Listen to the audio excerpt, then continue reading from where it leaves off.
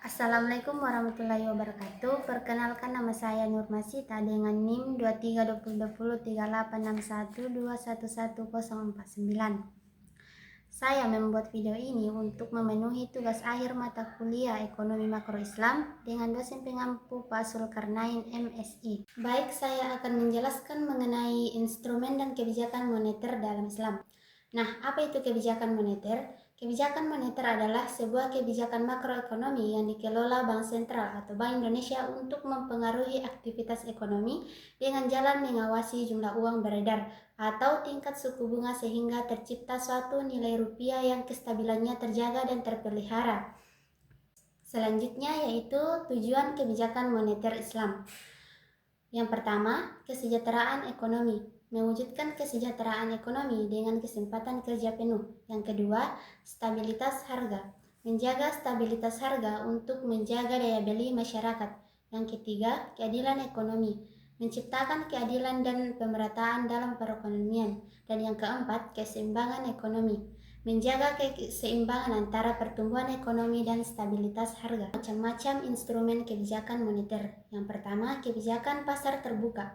Bank Sentral membeli atau menjual surat berharga di pasar terbuka untuk mempengaruhi jumlah uang beredar. Kemudian yang kedua, cadangan wajib minimum. Bank Sentral menentukan angka rasio minimum antara uang tunai dan kewajiban girai bank. Yang ketiga, penentuan diskon rate.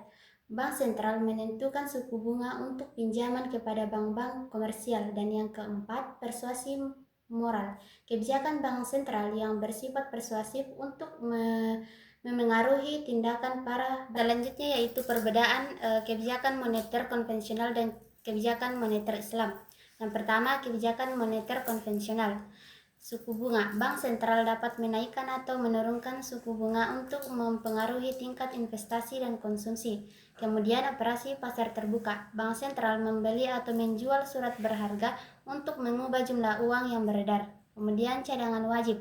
Bank Sentral mengatur persentase simpanan yang harus disimpan oleh bank komersial sebagai cadangan. Sedangkan kebijakan moneter Islam yaitu meliputi larangan riba. Bunga atau riba dianggap haram dalam Islam sehingga instrumen suku bunga tidak digunakan. Kemudian pentingnya akad. Setiap transaksi keuangan harus didasarkan pada akad yang jelas dan adil. Kemudian adil. Keuntungan harus dibagi secara adil antara pemilik modal dan pengelola usaha. Perbedaan antara kedua kebijakan ini memiliki implikasi yang signifikan bagi perekonomian. Kebijakan moneter Islam cenderung lebih fokus pada distribusi pendapatan yang merata dan menghindari eksploitasi. Namun, implementasinya mungkin lebih kompleks dan memerlukan inovasi dalam instrumen keuangan. Selanjutnya yaitu pengaplikasian instrumen kebijakan moneter Islam di Indonesia. Yang pertama, giro wajib minimum atau GWM.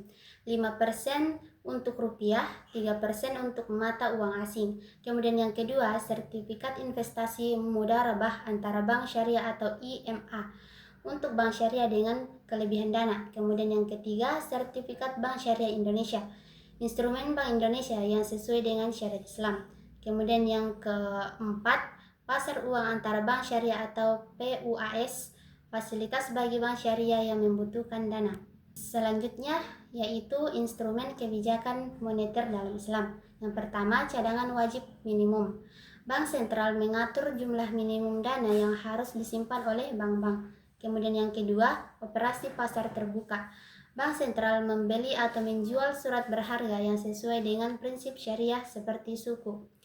Yang ketiga, fasilitas pembiayaan. Bank Sentral menyediakan fasilitas pembiayaan kepada bank-bank dengan akad yang sesuai dengan prinsip syariah. Dan yang keempat, pasar uang antar bank.